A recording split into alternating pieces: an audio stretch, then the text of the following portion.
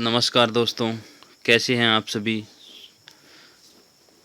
स्वागत है आपका हमारी क्लास 2.0 के इस YouTube चैनल पर। दोस्तों, मैं राहुल पारिक, हिंदी का विद्यार्थी, आपका तहे दिल से हार्दिक अभिनंदन करता हूं हमारी आज की इस क्लास में।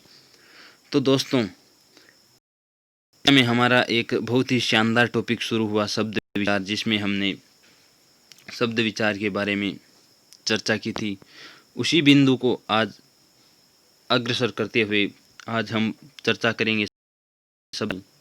तो पिछले कक्षा में हमने दोस्तों जाना था सभी शब्द कौन से होते हैं, कितने प्रकार होते हैं, तो प्रकारों के बारे में चर्चा करते। तो उत्पत्ति के स्रोत के आधार पर हमने शब्दों को शब्द होते हैं, देशज होते हैं, विदेशी या विदेशज या संकर और मिश्रण, ये 5 प्रकार के शब्द उत्पत्ति या स्रोत के आधार पर होते।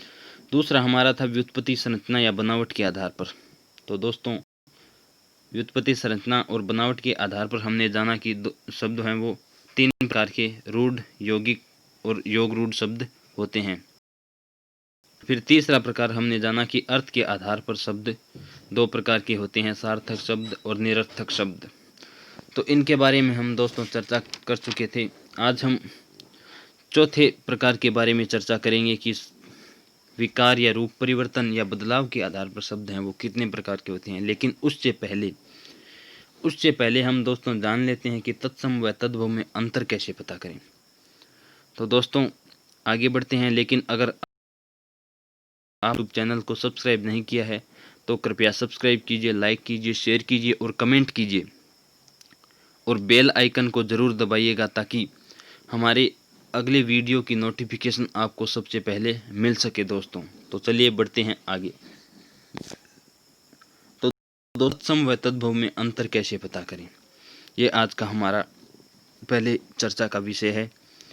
तो तत्सम व तद्भव के बारे में हमने अंतर तो जाना था कि क्या होता है। तो तत्सम मूल संस्कृत के भाषा के शब्द होते हैं, और तद्भव जो आसानी से हम जिनको बोल सकें या वो में जो आसान है, उन्हीं तत्सम शब्दों का रूप परिवर्तन हो गया, वो तद्भव शब्द कहलाते हैं, हमने चर्चा की थी।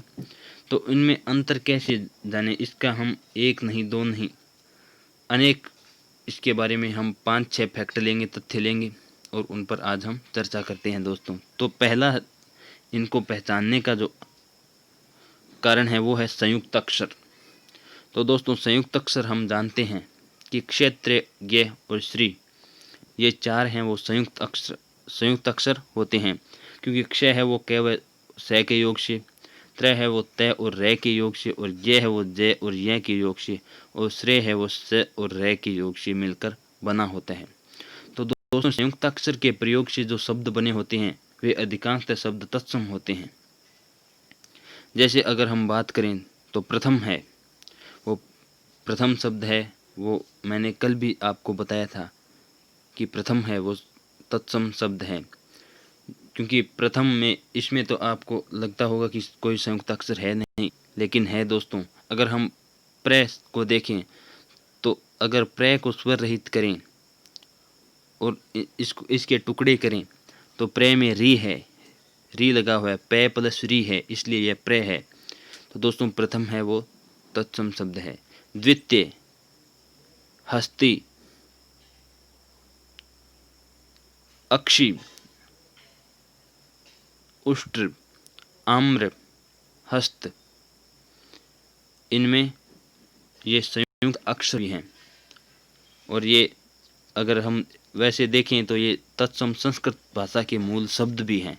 तो ये एक तो हमें याद रखना है कि संयुक्त अक्षर के प्रयोग से जितने भी शब्द बने होते हैं उनमें तत्सम शब्द होते हैं, वे अधिकांशतः तत्सम शब्द ही होते हैं। तो दोस्तों हमारे दूसरे जो तथ्य हैं उसकी ओर बढ़ते हैं। तो दूसरा तथ्य है कि अनुनासिक, अनुनासिक अर्थात चंद्र बिंदु। तो अनुनासिक के प्रयोग से जो भी शब्द बना होता है वह कभी भी तत्सम नहीं होता। तो दोस्तों अनुनासिक जिन शब्दों पर लगा होता है, यानी चंद्र बिंदु जिन भी शब्दों पर लगा होता है वो तत्सम नहीं होता, यानी वो संस्कृत का मूल शब्द नहीं होता, क्योंकि अनुनासिक है वो हमारी हिंदी भाषा में ही जन्मा या प्रचलित हुआ शब्द जो है ये चिन्ह है, ये संस्कृत की मूल भाषा का चिन्ह नहीं है, इसलिए हिंदी वालों ने ही इसे बनाया है, अनुनासिक को, चंद्र बिंदु को। तो अगर हम बात करें तो पांच शब्द हैं, उसकी बात करें तो उस पर चंद्र बिंदु लगा हुआ है। आँख, छांटना, ये शब्द हैं, ये तत्सम शब्द नहीं है, ये तद्भव शब्द हैं। तो जिन शब्दों पर चंद्र बिंदु या अनुनासिक लगा होता है वो तत्सम नहीं होते कभी भी। और हाँ, लेकिन ये भी जरूरी नहीं होता कि वे तद्भव ही हों, लेकिन वे तत्सम तो होते ही नहीं हैं, अधिकांशतः उनमें तद्भव शब्द ही होते हैं। तो दूसरा हमारा यही तथ्य है कि अनुनासिक के प्रयोग से जो भी शब्द बनते हैं उनमें तत्सम शब्द नहीं होते हैं। और तीसरा हमारा तथ्य है दोस्तों, ड़ और ढ, ये दोस्तों ताड़नजात होते हैं। इनके जो ठीक नीचे जो बिंदी लगी होती है, बराबर में ठीक नीचे, एकदम केंद्र में नीचे लगी होती है बिंदी, इस चिन्ह को हम ताड़नजात चिन्ह कहते हैं दोस्तों। जैसे क, ख, ज और फ, जो फारसी भाषा के शब्द जिनको हम नुक्ता चिन्ह लगाकर बनाते हैं, वो तो थोड़ा पीछे हटकर और ऊपर की तरफ होता है, लेकिन ये ठीक नीचे केंद्र एकदम सेंटर में होता है दोस्तों। ये ताड़नजात होता है, नुक्ता नहीं होता ये। तो ताड़नजात वर्ण के दो होते हैं, ड और ढ। तो इन ताड़नजात वर्ण के प्रयोग से जितने भी शब्द बनते हैं वे शब्द तत्सम नहीं होते हैं, क्योंकि यह भी हिंदी भाषा में ही विकसित हुआ है ताड़नजात ही, ये संस्कृत में नहीं मिलेगा हमें। इसलिए याद रखना दोस्तों कि ताड़नजात वर्ण के प्रयोग से जितने भी शब्द बनते हैं उनमें तत्सम शब्द नहीं होता है। चौथे अगर तथ्य की हम बात करें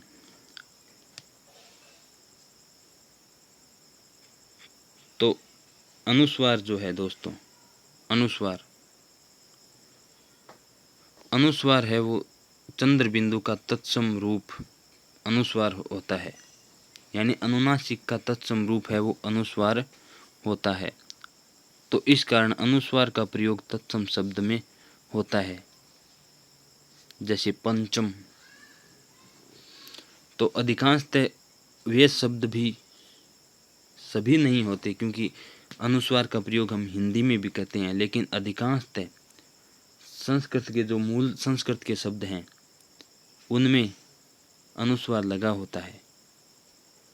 तो अनुस्वार का प्रयोग लगभग तत्सम शब्दों में ही होता है, और अनुनासिक जो चंद्र बिंदु होता है उनका तद्भव शब्दों में होता है, उनका तत्सम शब्दों में नहीं होता। तो यह आप भी याद रखिए, इनमें अनुनासिक और अनुस्वार में अंतर भी याद रखिएगा दोस्तों। अगर इनके चिन्हों की बात करें, अनुनासिक के चिन्हों की बात करें तो दोस्तों ये अनुनासिक का चिन्ह होता है और यह अनुस्वार होता है दोस्तों,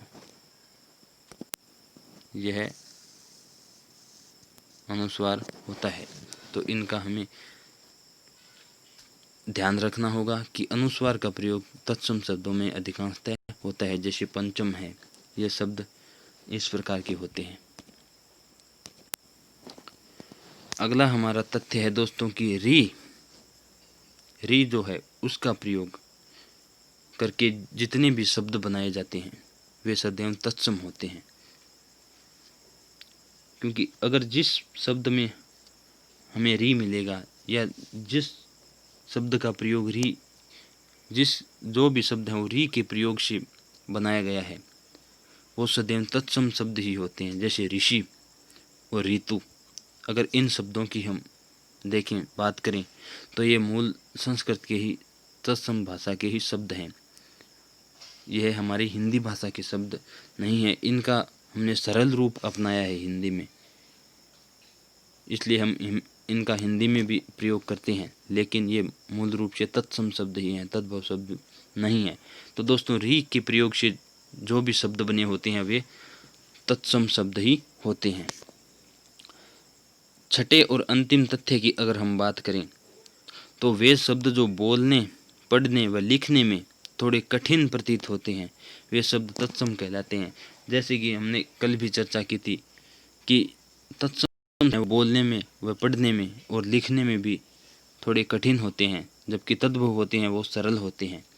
तो जो शब्द हमें बोलने पढ़ने व लिखने में कठिन प्रतीत होते हैं वे शब्द हमेशा तत्सम शब्द होते हैं। जैसे उष्ट्र है, इसको अगर हम बोलें तो भी थोड़ा सा कठिन लगता है और लिखें तो भी थोड़ा कठिन है। तो इस प्रकार ये तत्सम शब्द होते हैं जो बोलने पढ़ने व लिखने में थोड़े कठिन प्रतीत होते हैं। तो दोस्तों ये थे तत्सम व तद्भव के बारे में हम कैसे पता करें। आगे हम जो अंतिम जो शब्दों का प्रकार है उसके बारे में चर्चा करते हैं। इसका चौथा प्रकार है कि विकार या रूप परिवर्तन या बदलाव के आधार पर शब्दों के कितने प्रकार होते हैं। तो दोस्तों विकार रूप परिवर्तन या बदलाव के आधार पर अगर हम शब्दों की बात करें तो शब्द दोस्तों दो प्रकार के होते हैं। दो प्रकार कौन से होते हैं वो देखते हैं हम। तो दोस्तों पहला तो है विकारी शब्द, विकारी यानी बदलाव होना, और दूसरा है अविकारी शब्द। तो दोस्तों पहले विकारी शब्द के बारे में हम चर्चा करते हैं। विकार या विकारी, तो विकारी का अर्थ होता है दोस्तों बदलाव होना या जिसको हम बदल सकें। तो दोस्तों विकारी शब्द ऐसे होते हैं जो शब्द लिंग वचन कर्म और कारक इन चारों के आधार पर बदले जा सकते हैं या जिन्हें बदल सकते हैं हम, वे शब्द विकारी कहलाते हैं। तो ऐसे शब्द जिनको हम लिंग वचन कर्म कारक के आधार पर बदल सकते हैं या इनको बदला जा सकता है वे शब्द विकारी शब्द कहलाते हैं। तो देखिए हम इनको कैसे बदल सकते हैं, लिंग वचन और कारक के आधार पर कैसे बदल सकते हैं।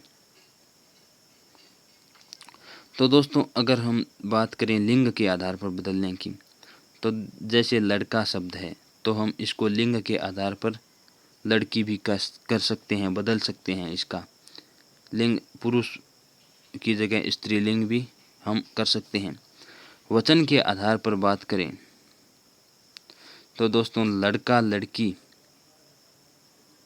जो वचन है एक वचन, उसको हम बहुवचन लड़के या लड़कियां भी बना सकते हैं। तीसरे अगर कारण की बात करें काल की, तो काल के आधार पर भी हम इनको बदल सकते हैं। तो जैसे राम जाता है तो यह वर्तमान काल है, इसको हम भविष्य काल में भी बदल सकते हैं कि राम जाएगा। कारक की अगर हम बात करें दोस्तों तो देखिए मोहन ने सोहन को पत्र लिखा, तो हम इसको इस प्रकार की भी बदल सकते हैं कि सोहन ने मोहन को पत्र का जवाब दिया। तो इस प्रकार हम इनको बदल सकते हैं। तो देखिए विकारी शब्द दोस्तों होते कितने हैं, कौन कौन से होते हैं। दोस्तों विकारी शब्द चार प्रकार के होते हैं। चार प्रकार से संज्ञा सर्वनाम विशेषण और क्रिया। दोस्तों ये आगे हमारे बहुत अच्छे टॉपिक हैं। आगे की कक्षाओं के बारे में अगर हम बात करें तो आगे हमारे यही रहने वाले हैं टॉपिक आगे की कक्षाओं के, जिनके बारे में हम विस्तार से चर्चा करेंगे। लेकिन फिलहाल विकारी शब्द चार प्रकार के होते हैं, संज्ञा सर्वनाम विशेषण और क्रिया। और विकार या रूप परिवर्तन या बदलाव के आधार पर दूसरे प्रकार के शब्द की बात करें तो वो होता है अविकारी। दोस्तों विकारी का अर्थ होता है बदलाव होना। तो अविकारी जो अव्यय होता है उसका अर्थ होता है बदलाव न होना। अविकारी दोस्तों अव्यय होता है। तो ऐसे शब्द जिन्हें लिंग वचन काल कारक के आधार पर नहीं बदला जा सकता उन्हें अविकारी शब्द कहते हैं। दोस्तों यहाँ पर दोस्तों आप यह एक ध्यान में रखिएगा कि यह जो है वह कर्म नहीं, यहाँ काल होगा। यह थोड़ी सी मैं माफ़ी चाहूँगा आपसे। तो दोस्तों ऐसे शब्द जो लिंग वचन काल या कारक के आधार पर हम जिनको बदल नहीं सकते या जो बदले नहीं जा सकते वे अविकारी शब्द कहलाते हैं। तो अविकारी का तो अर्थ ही होता है कि बदलाव न होना, जो नहीं बदले जा सकते। तो ऐसे शब्द अविकारी होते हैं। तो कौन से शब्द हैं जो अविकारी होते हैं या कितने प्रकार के होते हैं? तो दोस्तों ऐसे मुख्य तो 5 इनके प्रकार माने गए हैं। अगर विकारी अविकारी शब्दों की बात की जाए तो 5 प्रकार के होते हैं।